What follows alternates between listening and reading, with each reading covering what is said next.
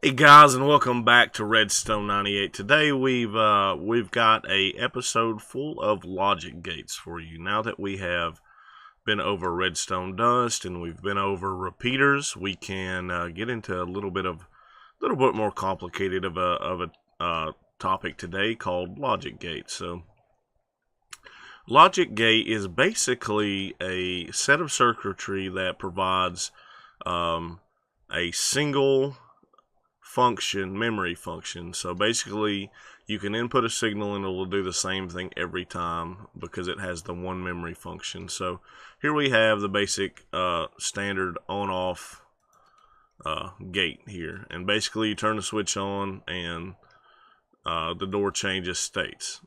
This is pretty simple to understand. We all have used these all the time.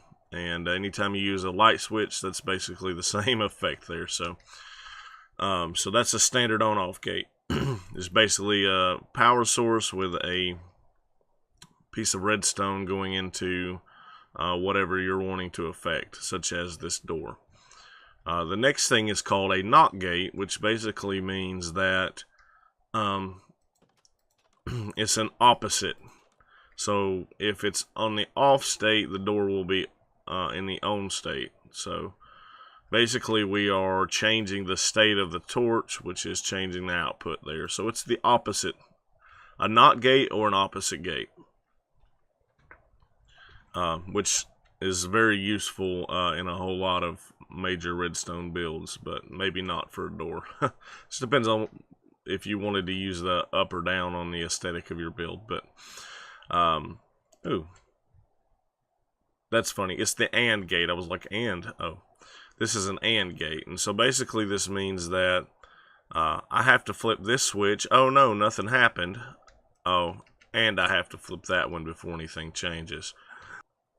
On the contrary to the on state, all you have to do is turn one of them off before it's off. So there you go.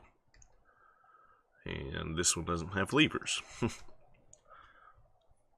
Actually, I'm going to skip this one and come over here. We'll go back to that one. This, contrary to the AND gate, is an OR gate, which means that either one of these I switch on will activate the door. So if I switch this one on and I switch this one, nothing happens. So it only requires one, but the other one won't change the state at all.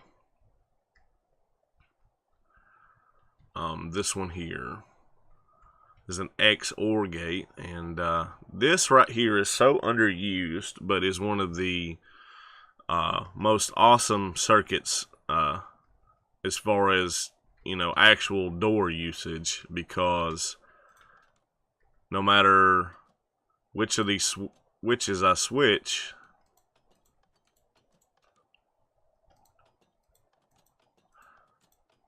it works just like a double light switch in your house. It cuts the power, changes the state of the door, no matter which. So if you wanted to have a switch on each side of the door,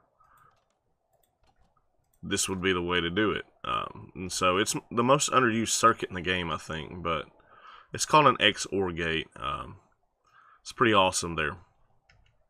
And now what we have is called an RS NOR latch. RS NOR latch.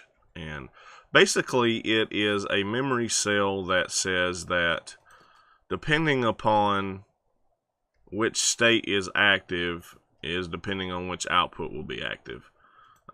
So they lock it. Say I've hit this one already, and if I hit it again, nothing happens. I have to put a second input on this one to get it to change states. And this works really well in a lot of designs where if you wanted to open a door, you know, you could put the input here and you wanted to leave that door open for a set amount of time or indefinitely until you hit the other button. It would, because it locks states. Once the state changes, it will not change without a second input here or here, depending on which one's off. So the one that's on has to have the input put in it for it to change. Hopefully that makes sense. It's the equivalent of using a pulse extender without worrying about the time of the pulse, and it's also useful, kind of like a what is it called? T flip-flop, yeah. Here we have what's called a rapid pulsar, and it will continue to pulse like that indefinitely as long as it's on. And it's kind of annoying, but yeah. Here's another form of a rapid pulsar. This is a continuous burnout clock, and basically, as long as you have at least 3 torches in this, it'll work like that. So let's turn that off.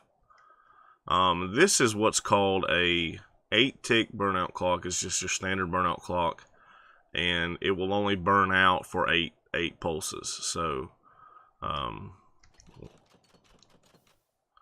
and the unique, awesome, wonderful thing about it is it receives block updates. So once it's burned out, it won't burn out again until you give it a block update. So I have this piece of string here. You could also use a piston. There's all kinds of things that you could use to activate this. Water activates it. Lava activates it. And this is just a really neat thing that I've used in a lot of my circuits, and hopefully it'll help you guys out. It's really great for making dispensers. 16. You can use dispensers or droppers. Droppers are better, actually. And if you wanted to place droppers in here like this, alright, and it will dispense exactly 16 items. Or if you have one, it just dispenses 8. So there you go. That's an awesome use for that. And well, I'll go ahead and say another thing on that. You can actually do it. Let's put a block up there, and a block, and this, and a dropper, and we'll put our torch there and our dust there, and this will actually activate both of these like so. And then all you need to do is place a string down, walk into the string, and it will give you 16. So it's pretty awesome, actually. It's activating both clocks. Anyways, there's a great use for that there. This is called a 5-tick clock. Basically, it's just using torches to make a clock. Pretty simple there. And the last thing I want to show you today is probably not the most important, but before repeaters were entered into the game, this is what is called a repeater. And so to introduce you to the concept of repeaters, basically what a repeater does is take and repeats the signal that comes into it and puts it out. So basically you can use this, take in your entire 15, extend it all the way out, place your repeater, and then go your next 15 signal strength that way, and it will repeat the signal. So guys, this has been your Redstone 98 for today. I hope that you have learned something today, and I hope that you have